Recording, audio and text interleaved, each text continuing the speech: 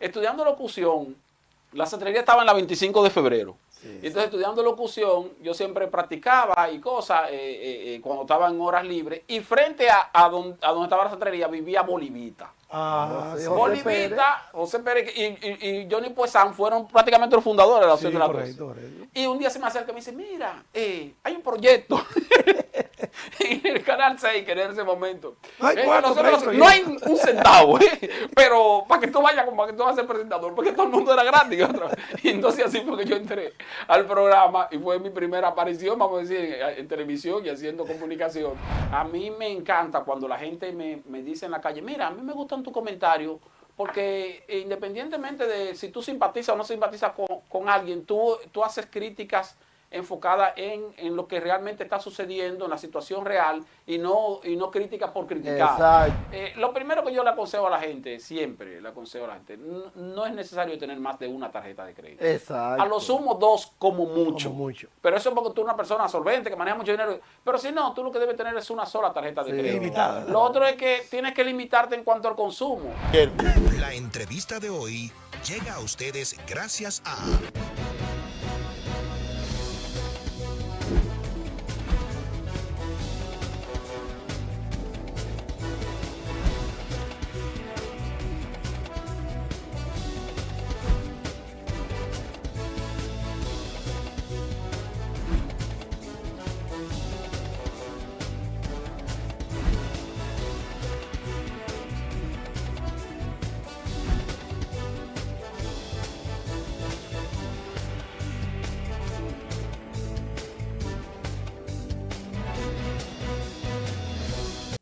Bueno, y como prometimos, ya estamos de vuelta con nuestro invitado de hoy.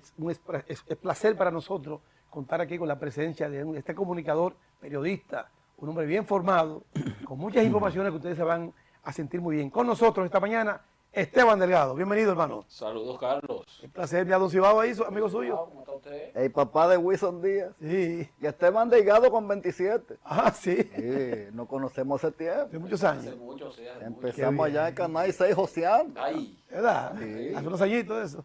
Sí. Como presentador. ¿Cómo? Sí, allá. Animador también. Animador. Yo fui el primer presentador de la opción de No, la sí. Claro. Hay historia. Lo que pasa es que, imagínate, empezamos fue...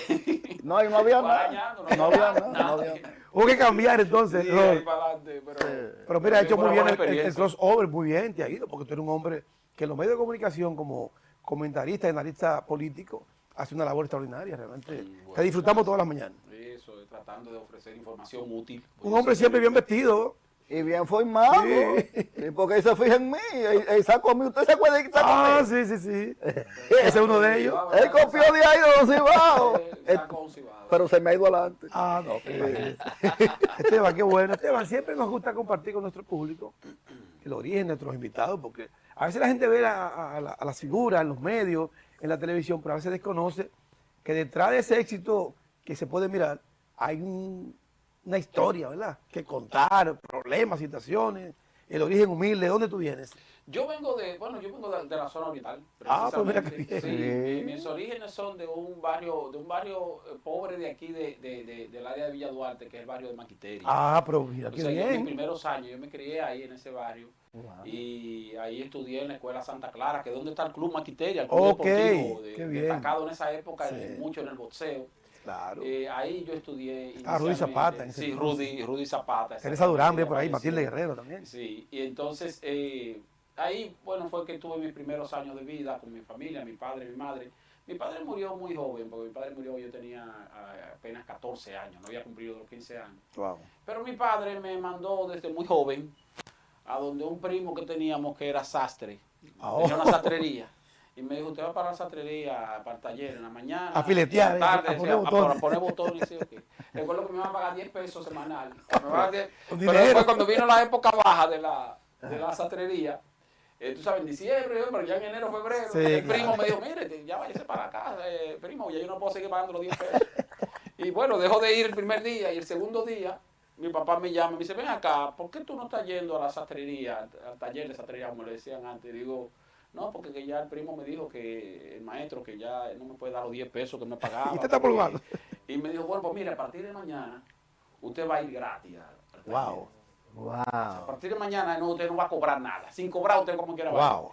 Y eso me motivó, porque dije, bueno, como tenía que ir obligatoriamente, entonces aprendí sastrería. Yo, mis primeros años fueron como sastre. Yo duré, yo ya a los 15, 16 años, que posteriormente cuando murió mi padre, yo era sastre profesional. Wow, o sea, ya yo tenía ahí Eso eran los buenos padres de ingresos. antes. Sí, eso eran los padres de Eso es antes. formación y disciplina. Sí, Sí. Hoy Y no tenemos menos entonces, problemas en ese entonces, sí, esa generación. Y por eso, entonces, bueno, ahí me fue, puedo decir que me fue bien como sastre, pero también eso me motivó o me hizo empezar más temprano de la cuenta. Me casé muy joven, tuve hijos, después me divorcié y así.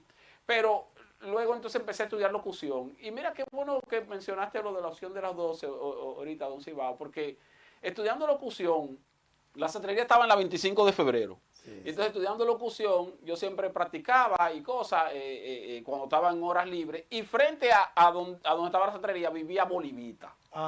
Sí. Bolivita, José Pérez y Johnny Puesán fueron prácticamente los fundadores de la opción Sí, de la correcto, 12. correcto. Y un día se me acerca y me dice, mira, hay un proyecto en el Canal 6 que en ese momento. No hay un centavo, pero para que tú vayas a ser presentador, porque todo el mundo era gratis. Y entonces así fue que yo entré al programa y fue mi primera aparición, vamos a decir, en televisión y haciendo comunicación.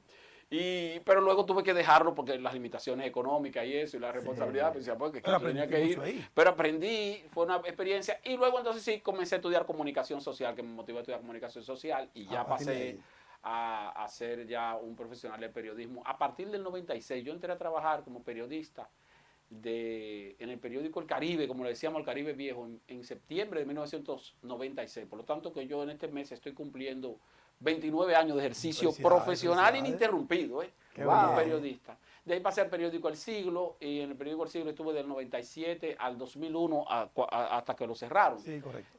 Fui ahí coordinador, me especialicé en economía y fui coordinador de economía, del Departamento de Economía, editor de Economía, porque luego que me gradué hice maestría en Economía en la Pucamaima, y porque yo me gradué inicialmente, estudié comunicación en la UAS. Pero como empecé a trabajar antes de tiempo, tuve que transferirme porque no podía terminar, porque tú sabes, por el tiempo. Entonces me transferí a una universidad que daba la carrera los sábados, que es la Universidad de OIM, donde hoy soy profesor también.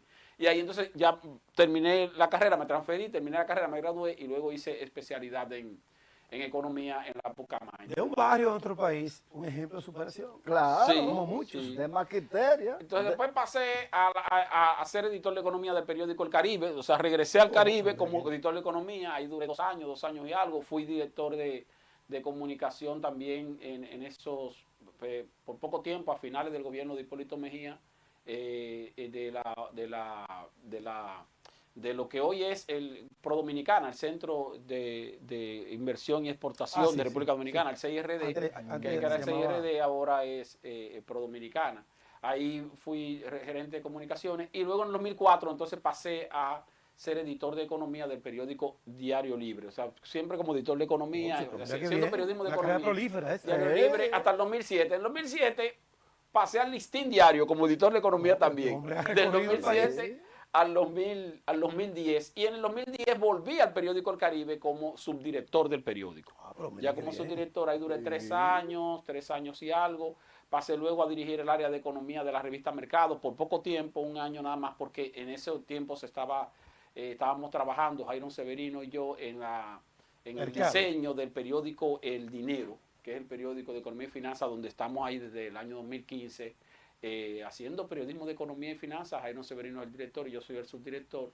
En el interín me tocó ser director de comunicación de la antigua CDEE durante 3 años. Eso fue más o menos del 2017 al 2020. Ahí estuve en la dirección de comunicación con Bichara, fui director de comunicación, porque desde mucho antes yo tenía ya mucha experiencia, no solo en periodismo de economía, sino también en periodismo del sector eléctrico, del sector azucarero y de otros sectores, porque yo le di mucha cobertura como periodista y seguimiento al proceso de reforma y privatización de las empresas del Estado. Y eso me permitió especializarme también en temas del sector eléctrico, y básicamente ahora lo que hago es más periodismo de finanzas, economía, finanzas personales. Estuve 5 años trabajando en la Z101 también como Sí, comentarista. correcto. Sí, te escuchaba. Del 98 al 2000, del 2018 al 2024 más o menos. Y estoy desde el 2023 en paralelo con el periódico El Dinero en SIN, en el programa El Despertador en la mañana, que es como tú dices que me ves en la Siempre, mañana. toda la mañana. O sea, estás viviendo el pluriempleo. Claro, Hay que claro. trabajar. Una carrera muy dilatada. Pero sí, o sea, a veces la gente, porque no ve a uno yo te estoy viendo hace un año, estoy viendo hace 2 años y no saben. Esa es la intención que de este no- programa, que compartir la realmente yo trayectoria del tengo invitado. 29 años de ejercicio profesional periodístico, pero ininterrumpido. O sea, no que yo duré 2 años, después salí. Sí. Todo el tiempo yo he estado trabajando, Pisado. haciendo periodismo de Wow. economía. ¿Te consideras un periodista independiente? Independiente, pero de todas maneras no imparcial. O sea, uno como quiera que sea, se parcializa de un Claro. lado o de otro en determinados momentos. O sea, cuando hay gente que te dice, no, yo soy independiente y no, todo el mundo tiene simpatía, o sea, todo el Claro. mundo tiene Sí. una forma de ser distinto de acuerdo con determinadas circunstancias. Ahora, tú tienes que tratar de ser objetivo. Correcto, esa es la palabra. Esa es la palabra, es ser objetivo. O sea, a mí me encanta cuando la gente me dice en la calle, mira, a mí me gustan tus comentarios, porque independientemente de si tú simpatizas o no simpatizas con alguien, tú haces críticas enfocadas en lo que realmente está sucediendo, en la situación real, y no críticas por criticar. Exacto, ¿Tú ves? sí, Porque sí. de todas maneras tú tienes, por ejemplo, el gobierno actual tiene aspectos positivos, pero también tiene aspectos negativos. Entonces, Sí. tú puedes hacer una crítica en determinados momentos, pero también hay cosas que son positivas. Tú dices, Que hay no, que pero eso es reconocerlo. positivo, eso hay que reconocer. Reconocerlas, O sea, sí. tú no puedes ser mezquino. A propósito Entonces, de tu área, Esteban, economía, ¿cómo sientes que va la economía actualmente? ¿Cómo va? Bueno, la economía actualmente está un tanto rezagada. Hoy día tú tienes una situación de desaceleración de la economía. O sea, no es que no está creciendo, pero no está creciendo a la velocidad que debería crecer. Fíjate que a los 7 primeros meses de este año el Banco Central dice que la economía creció 2.4%. Tú tienes un escenario de tasas de interés altas en los bancos, entonces tienes una menor demanda de créditos de parte de los clientes para la adquisición de bienes y servicios. O no de bienes y servicios, sino de bienes, principalmente el caso que tiene que ver, por ejemplo, para la compra de una vivienda, que es un esfuerzo muy grande que tiene que hacer una familia, el gobierno tiene el programa, Vivienda Feliz y eso, pero El bono también. el bono y eso, pero aún así, tomar un préstamo hipotecario para una vivienda y con los escenarios de salario que se viven hoy día es difícil. Hay que fajar. Entonces, tú tienes un escenario de estabilidad económica, que eso sí es importante. Tenemos estabilidad de precios, que también es importante. La tasa de cambio del dólar está medio preocupante en las últimas semanas, porque está subiendo a niveles ya que hay que prestarle atención, está por encima de 64 por 1. Bueno, ahora reciente, ayer cerró a 64,05 para la venta el dólar. Pero yo entiendo que el Banco Central, las autoridades monetarias le van a buscar la manera de, no voy a decir que de hacer que baje el dólar, sino de contener ese proceso. Porque también no podemos olvidar algo, señores. O sea, todos los años la tasa de cambio se devalúa. En un promedio de 3, 4% en términos anuales. Hoy día lo que tenemos es una devaluación que está como un poquito por encima de lo esperado. Y eso hay que prestarle atención. ¿Eso podría obedecer a factores exógenos o tiene que ver con quizás algunas medidas que no se han tomado de manera adecuada? No creo. Creo que tiene que ver con un asunto del panorama económico nacional e internacional que hace que los actores económicos sean más cuidadosos. Correcto, sí. Entonces, la tendencia de que en escenarios donde la situación no está muy buena, se acostumbra a convertir pesos a dólares con la intención de tú asegurarte, porque tienes un escenario de desaceleración económica no solo en República Dominicana, sino en el ámbito internacional. Correcto. Y cuando hablamos así de actores económicos, no estamos hablando de tú y de mí, que compramos $100 o $200. Estamos hablando de gente que maneja dinero. Y aparte de eso, también tú tienes otras presiones que en determinadas épocas del año te provocan situaciones. Por ejemplo, en septiembre, octubre, las empresas tienden a a reponer inventario para las ventas de diciembre. Entonces hay más importación, compran productos, eso se paga en dólares y entonces tú tienes ahí la demanda de más dólares en el mercado y te presiona la tasa. Porque justamente comprar para diciembre se compra ahora. Se compra ahora. Septiembre, octubre que tú compras para tú tener ya a partir de noviembre las góndolas llenas, como se dice, los anaqueles llenos. En ese mismo tenor, Esteban, ¿a qué achaca tú que Aybisu tenga 60 años dirigiendo el Banco Central, un país con tanto talento, tanto economista bueno? ¿A qué se debe eso? Bueno, tú tienes que verlo de varios puntos de vista. Primero, Valdés Albizu tiene dos ventajas. Una de ellas es que es un gran profesional, excelente profesional. Él tiene su temperamento, tiene su forma, pero es un excelente profesional. Pero también tiene la ventaja de que inspira respeto y confianza entre los actores económicos, entre los empresarios, entre el sector financiero. O sea que no solo que tú tengas la capacidad, sino que también tú tienes que, en un escenario como ese, inspirar respeto y confianza. Y entonces Valdés Albizu reúne esas condiciones. Claro, es un ser humano, no va a estar ahí para siempre, pero ¿qué han hecho los presidentes? Los presidentes lo que han dicho, bueno, en el momento en que no tuvimos a Valdés, hubo una experiencia desagradable porque fue la época de la quiebra financiera del gobierno de Hipólito 2000-2004. Entonces, como que los presidentes han sido cuidadosos y dicen, bueno, mientras no resuelva, mejor vamos a dejarlo ahí. No, y lo piden organismos internacionales. No, y empresarios también. O sea, fíjate una cosa, ahora en el año 2020, cuando el presidente Luis Abinader llegó al poder, él no tenía inicialmente en agenda dejar a Valdés Albizu.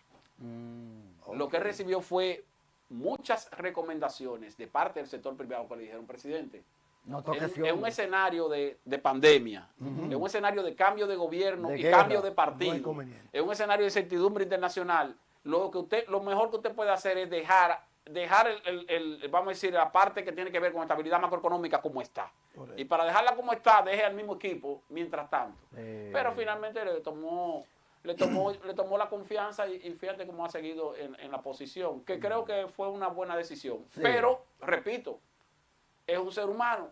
En algún momento no lo tendremos. Por lo tanto, tiene que haber relevo en algún momento. Esteban, se encuentra en el país una misión del Fondo Monetario Internacional. Sí. ¿A qué tú entiendes que se debe y cuáles son las perspectivas? ¿Qué podría ocurrir a partir de esto? Mira, el Fondo Monetario Internacional viene con frecuencia al país. Para que a veces tú ves en los medios de comunicación, digo, bueno, mira, va a haber una reforma porque viene el Fondo Monetario Internacional. No. El Fondo Monetario Internacional hace visitas trimestrales o semestrales hacia los países que son miembros del organismo, como la República Dominicana es miembro. Hay un capítulo dentro del acuerdo o de la adherencia de República Dominicana al FMI, el que le dicen capítulo cuarto, que es mediante el cual las misiones vienen a República Dominicana, evalúan la economía, conversan con el Banco Central, el Ministerio de Hacienda, con el sector eléctrico, porque tiene mucha incidencia en las finanzas del país, el sector eléctrico. Es como pasar el balance. Pasar balance, y luego hacer un informe sobre el comportamiento de la economía. Entonces, la presencia del fondo no tiene que ver ni con que haya una crisis, ni con que haya una situación de crisis, y el fondo viene fuera de la fecha programada que le toca, entonces tú dices, bueno, aquí hay un asunto. Sí. Pero no vienen por eso, así como vinieron ahora, vinieron hace 6 meses. Lo que pasa es que a veces la gente ni siquiera se da cuenta. y siempre sugiere una reforma. Siempre el Fondo Monetario Internacional dice, mira, hay una situación fiscal que hay que prestar atención, hay una situación de endeudamiento que hay que prestar atención. Y siempre hace la sugerencia de que pudiera haber una reforma que se enfoque principalmente a una ampliación de la base imponible. Casi siempre el fondo recomienda eso, casi siempre cuando viene. Ampliación de la base imponible. ¿Qué quiere decir eso? Eso no quiere decir crear nuevos impuestos. Eso lo que quiere decir es ponerle impuestos existentes a las áreas que no lo tienen. Eso ampliar la base. Y siempre hay problemas para llegar a un acuerdo. Claro, siempre hay problemas porque tú le vas a poner INTEBI, por ejemplo, a productos o servicios que no pagan INTEBI. Entonces, eso es ampliar la base imponible. No crear nuevos impuestos, pero sí aplicarle esos impuestos a otros productos. Y también siempre recomienda hacer una revisión de las exenciones fiscales, que son las exenciones fiscales que le dan a los empresarios. Es un tema que yo quiero tocar. Eso siempre el Fondo Monetario Internacional lo sugiere. Y otra cosa que casi siempre el fondo sugiere es dejar deslizar un poco la tasa de cambio. Esa es la parte que a mí no me gusta. ¿Qué es lo que está ocurriendo ahora? Se está deslizando ahora y eso es delicado, porque eso puede afectar los países que el FMI le toca la economía se van al fondo. Sí. Hay que tener problemas, hay que tener cuidado. Pero si vamos a hablar ahorita de Valdés Albizu, pero yo quiero también preguntarte, ¿qué te parece la designación de Magín Díaz en la dirección de impuestos, perdón, el Ministerio de Hacienda. Ministerio de Hacienda, creo que fue una designación inteligente por parte del presidente Abinader, por dos razones. Una de ellas es que Magín Díaz es un conocedor del sistema, vamos a decir, de la burocracia gubernamental económica o económica gubernamental. Aquí a veces nos perdemos en detalle. Tú a veces ves gente que cuando está en la posición, que habla mucho de... que son profesionales, son buenos profesionales, pero que no han sido servidores del Estado y no saben cómo funciona el Estado. Son teóricos. Entonces son teóricos, porque cuando tú llegas al Estado es complejo. Eso le pasó al propio Luis Abinader. Cuando Luis Abinader llegó al poder, se dio cuenta que, óyeme, ¿cuántas cosas yo decía en la oposición, en campaña, que ahora me doy cuenta que no es así? ¿Pero por qué? Porque nunca había estado dentro del Estado. Cuando tú entras, entonces lo conoces. Magín Díaz tiene esa ventaja. Magín Díaz conoce el Estado desde hace más de 20 años. Correcto. Porque ha sido viceministro de Crédito Público en el Ministerio de Hacienda, fue director de Impuestos Internos. Entonces conoce a todo el mundo. Aparte de eso, Magín Díaz no es del partido de gobierno y no pertenece a ningún otro partido, pero siempre estuvo más cercano al PLD que al Partido Revolucionario Moderno. Entonces, esa es otra ventaja para el presidente, porque en algún momento el gobierno va a tener que presentar una propuesta de reforma fiscal. Exacto. Entonces, lo ideal es que quien diseñe esa propuesta de reforma fiscal sea alguien que conozca a los actores económicos. Y si fue un director de impuestos internos, imagínate, conoce a todo el mundo, se reúne con los empresarios y dice, mire, señores, vamos a hablar claro, porque aquí no conocemos todo. Pero aparte de eso, va a venir de alguien que tú no puedes politizárselo, tú no puedes decir, ¿quién va a presentar la reforma? La va a presentar Magín Díaz en una presentación junto con el presidente, pero tú no puedes decir, bueno, este gobierno, sino que tú vas a decir, bueno, es un profesional que tú no puedes atribuirle vínculo con el partido, o sea, que es una decisión económica, no una decisión política, aunque todo tiene incidencia política, pero vamos a decir, no es política partidaria. Entonces creo que por eso es inteligente fue una buena jugada. Una buena jugada. Sí. Que incluso disgustó a algunos miembros exactamente del gabinete económico del gobierno y del PRM. Pero creo que fue una jugada inteligente. Lo que pasa es que Abinader se está ahorrando sus economistas. Sí. Se está ahorrando. Está administrando. Oye, Esteban, y en cuestión de los aranceles de Donald Trump, todavía eso no ha afectado nada aquí. No puede ser por ahí que venga la vaina de dólar. No. ¿Todavía no ha llegado? No que no ha llegado, sino que eso no afecta, no tiene una afección. La gente también habla mucho de eso, de que los aranceles de Donald Trump, pero los aranceles que ha establecido Donald Trump son del 10%. ¿Un 10? Un 10% para la República Dominicana. Y es un arancel. Es un arancel que pone el presidente Trump para los productos que entran a Estados Unidos. Okay. O sea, que al final el arancel, el precio, a quien afecta es a los consumidores norteamericanos, no es a nosotros. A nosotros lo que nos afecta es que entonces, bueno, vamos a tener que tal vez ser más competitivos para tratar de reducir los costos de producción a los fines de que cuando llegue el producto allá, llegue a un precio similar y no con el aumento del 10% que se le va a aplicar, pero ese aumento se le va a aplicar allá, no aquí. Eso es correcto. Entonces, aparte de eso, nosotros tenemos un tratado de libre comercio con Estados Unidos. Y hay otros países de Centroamérica que como nosotros competimos entre sí para venderle a Estados Unidos.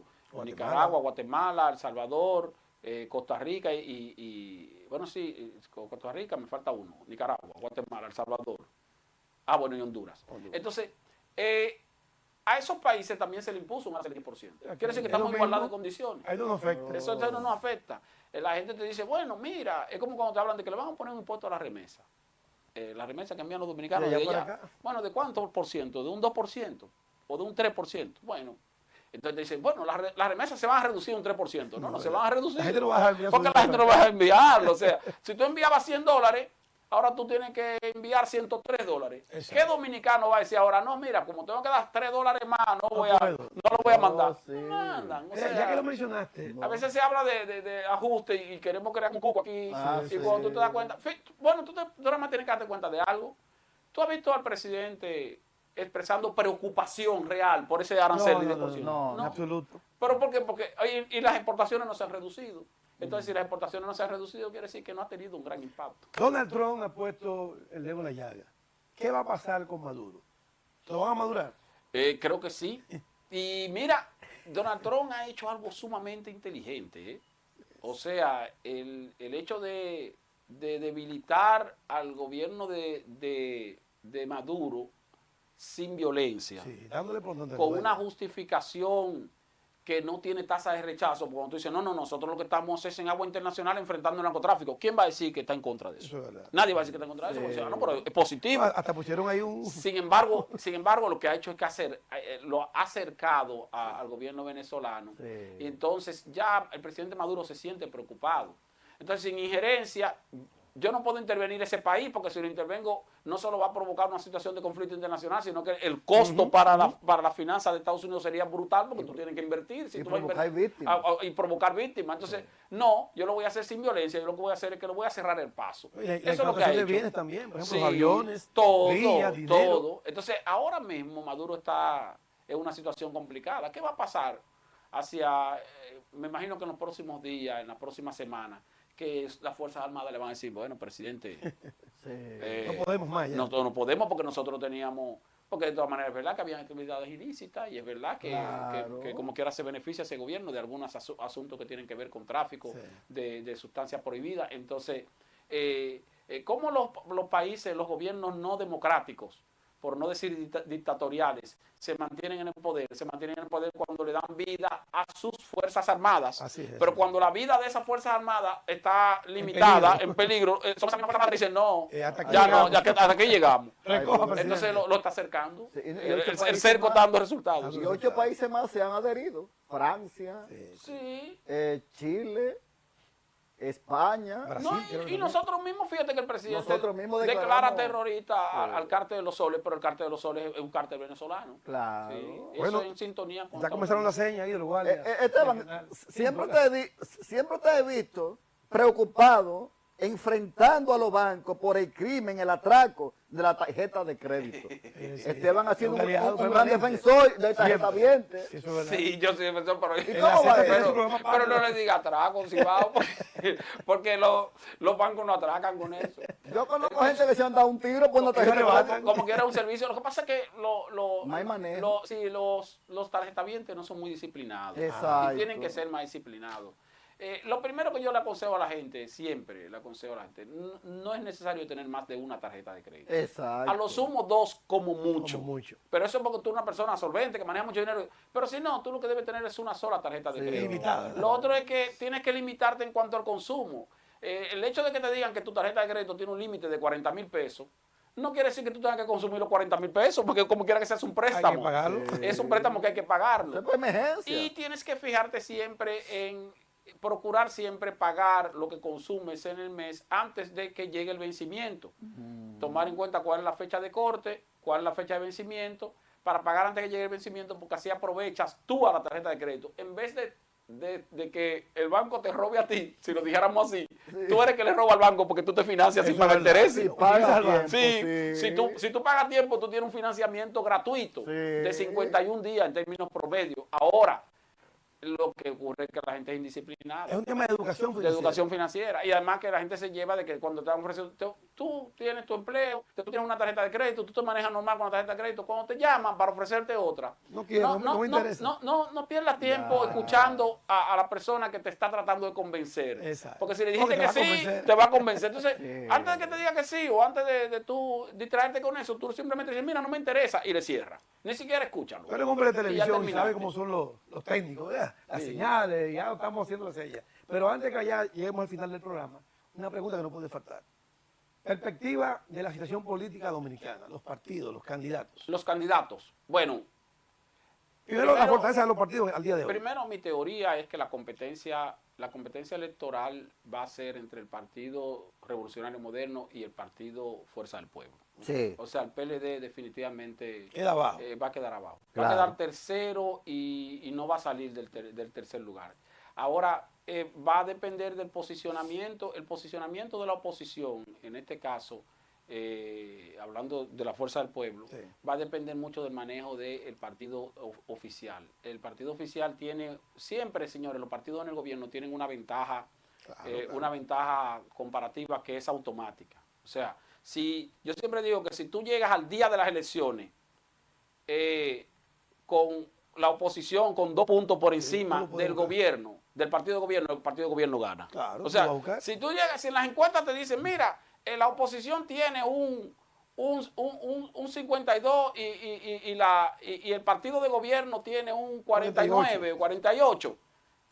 Perdió. Esos 4 puntos se lo gana el mismo día de las elecciones, Claro. solamente por ser un partido de gobierno. Entonces, siempre tiene ventaja el partido de gobierno, pero depende de cómo se manejen sus aspirantes. En este caso, el PRM tiene el reto es de ver cómo La unidad del partido. busca la manera de mantener la unidad y cómo busca la manera de llevar como candidato o candidata al que realmente marque. Correcto. Si se ponen a torpedearse entre sí y no se dan cuenta de que se gana con el que marca, entonces puede que el partido de oposición se cuele. Eso es lo delicado. Muy bien, mira, don Cibao siempre se cuela. Tú lo verás ahora mismo. Mi pana Esteban Delgado, talento con devoción, percibí desde la opción todo lo que ella ha logrado. Porque era muy entregado al trabajo que ejercía y amaba lo que hacía y todo lo hacía bien. Como economista también cotiza su mercancía. Lo escuché fue por la Z y me puse muy contento. Y a mis oídos comento, ¡ay, tipo tiene carpeta! Porque daba su receta como todo un periodista. Y como comentarista es frontal y preparado. Aplauso para Delgado, que viste como un artista. Seguro, hermano. Bueno, don Cibao, ¿eh? Sí, don Es Cibao. amigo mío. Tremendo talento, don Cibao. Yo conozco ese talento hace muchos años. Mire, a nombre de nuestra gente de High Promociones, vamos a entregarte esta taza de recuerdo de tu paso por nuestro programa, pero lógicamente con tu nombre. Con mi nombre. Sí, Muchas gracias. ponga la mano, Personalizado. personalizada. Sí, qué bien, Hay bien. promociones para todo lo que es serigrafía. Muchísimas Llame a Elisa gracias Becedeño y se va. aquí Ahí contigo. en Deportes con Humor y mucho más. Pues, y obviamente, claro, a ti, Carlos, y a Wilson, que ahora está Mi hijo, hijo mío. personificado en Don Cibao. Sí, verdad que sí. Pero gracias por haberme invitado y qué bueno que pudimos compartir estos. ¿Te atreves a despedir el programa como lo hacías en la opción de la tarde? La opción de yo no me acuerdo. Señores, recordándoles que este programa mañana a las 8 de la noche pueden verlo retransmitido aquí en TNI y la entrevista a partir del lunes en nuestro canal de YouTube con Esteban Delgado. Pueblo dominicano, deje control en el estrado, que con Esteban Delgado te da un abrazo de hermano. Hasta la próxima. ¡Ay, fuerte! Bueno.